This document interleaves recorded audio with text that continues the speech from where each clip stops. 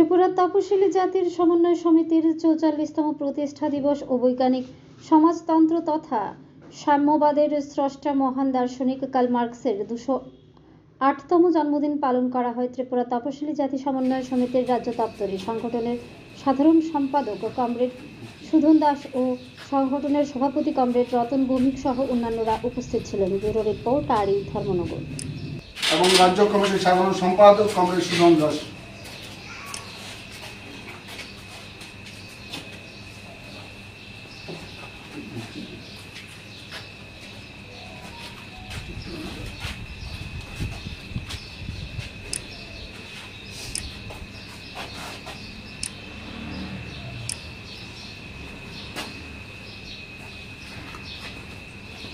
ত্রিপুরা সভা সুন্দর উন্নয়ন সমিতির রাজ্য কমিটির সম্পাদক কমরেড প্রিয়তোষ দাস, ত্রিপুরা হরিজন উন্নয়ন সমিতির রাজ্য কমিটির সম্পাদক কমরেড পার্থ ভাস্কর, ত্রিপুরা তফসিলি জাতি সমন্বয় সমিতির সদর মহকুমা সম্পাদক কমরেড কাজল দাস, ত্রিপুরা মৎস্যজীবী ইউনিয়নের রাজ্য কমিটির অন্যতম নেতৃত্ব কমরেড মিনময় দাস,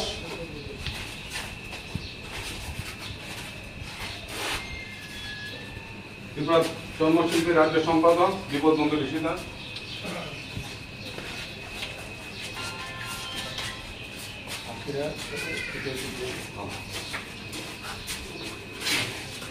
ত্রিপুরা রাজ্য কমিটির সদস্য লিপিকা দাস, কৃষ্ণা দাস, রামু দাস, সবাই একে একে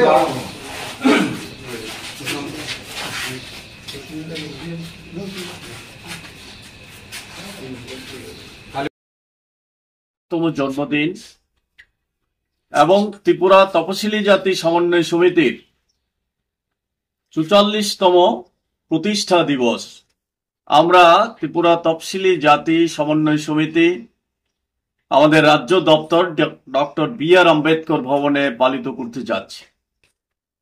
আমি প্রথমেই কার্ল মার্কসের প্রতি আমাদের গভীর শ্রদ্ধা জ্ঞাপন করছি, যিনি জার্মানিতে জন্মগ্রহণ করেছিলেন 1818 সালের 5ই মে। উনি প্রথম গোটা বিশ্বের সামনে বৈজ্ঞানিক সমাজতন্ত্রের পথ দেখিয়েছিলেন। তিনি গোটা পৃথিবীর শোষণহীন সমাজ ব্যবস্থা প্রতিষ্ঠিত করার দর্শন আমাদের সামনে উপস্থিত করেছেন, যেই মার্ক্সবাদী দর্শনকে প্রয়োগ করে পৃথিবীতে সর্বপ্রথম সোভিয়েত রাশিয়াতে কমরেড লেনিনের নেতৃত্বে সমাজতন্ত্র প্রতিষ্ঠিত হয় এবং তার পরবর্তী সময়ে চীন, ভিয়েতনাম, কিউবা, পূর্ব ইউরোপের বিভিন্ন দেশে এই সমাজতন্ত্র সম্প্রসারিত হয়। সমাজতান্ত্রিক ব্যবস্থা পরিচালনার কিছু ত্রুটির জন্যেও এই সোভিয়েত রাশিয়াতে সমাজতন্ত্রের বিপর্যয় হয় আরো কিছু রাষ্ট্রে, কিন্তু এখনো পৃথিবীর একটা বিরাট অংশ সমাজতান্ত্রিক ব্যবস্থার